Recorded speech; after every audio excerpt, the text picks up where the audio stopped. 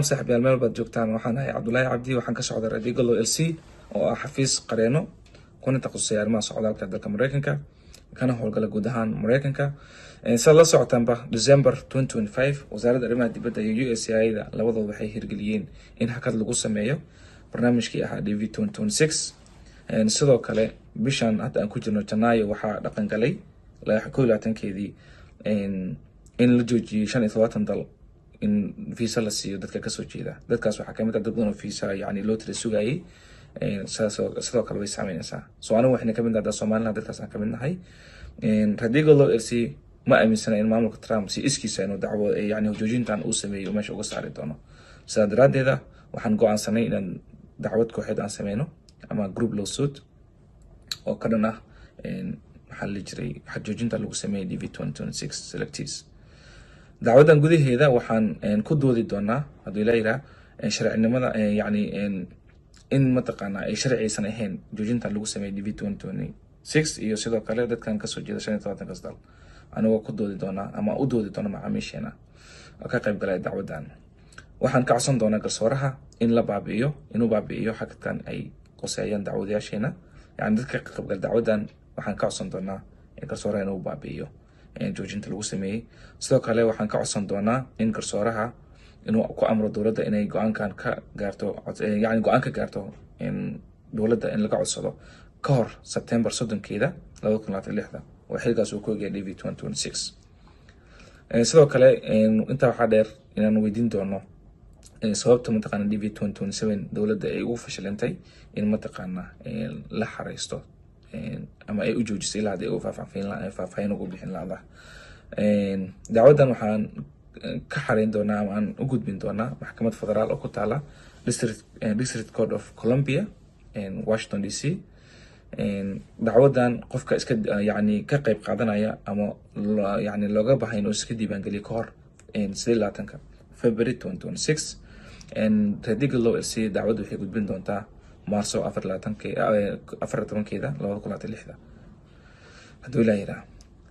yaa ka qayb gali kara marka dacwadan waxaa ka qayb gali kara qof mataqaana already DV 2026 ah la doortay haddaadan ahayn DV 2026 fadlan Radical LLC booqo boggeena ku leenahay baraha internetka kadibna waxaad ka bartaa fursado kale oo ku banaan sidoo kale waxaan dawladda mataqaana ama dadka ka qayb galay dacwadan aan mataqaana oo sheegayna dacwad walba ma ku dhamato guul qaar baa yani waxay noqon karaan laga guul dareysan kartaa qaar baad ku guuleysanaysaa so 100% dacwad weligeed ma noqoto qaar badan oo DV 2026 selectee ah waxa muwaadiniin waxay ka yihiin 40 dal oo horey loo saaray madaxweyne Trump uu asteeyay in mataqaana dalkan aysan soo gelin Soomaaliya kamid ah sidaa daraadeeda dacwadan meesha kama saareyso wax walba mataqaana albaab walba ama isbaar walba ku go'an kama saari karta meesha kaliya halkaaga haday saddex mar Soomaaliya amal ka soo qaaday waxay saaran tahay ban saddex mar amal ama joojin badan lagu sameeyay saddexda mar waxay kaliya ka caawin kartaa waxay tahay hal dacwadan hal mar bas ay mataqaana ay ku caawin kartaa laga yaabo in visa lagu siiyo laakiin aadan wadanka soo gelin because of travel ban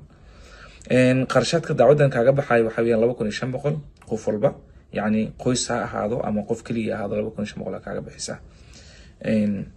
lacagtan waxaad u bixin doontaa ama aad marka hore aad bixin doontaa $500 markaad isdiiwaan gelisid kadib 2000 soo hartay waxaad bixin doontaa markaad dalka Mareykanka soo gashid hadaa dacwada aad ku guuleysatid hadaadan ku guuleysanna waxa weeyaan wax qarashaad lagu maraaci doono Mareykanka markaad soo gashid kadib markaad settle garoodid ama aad saldhigatid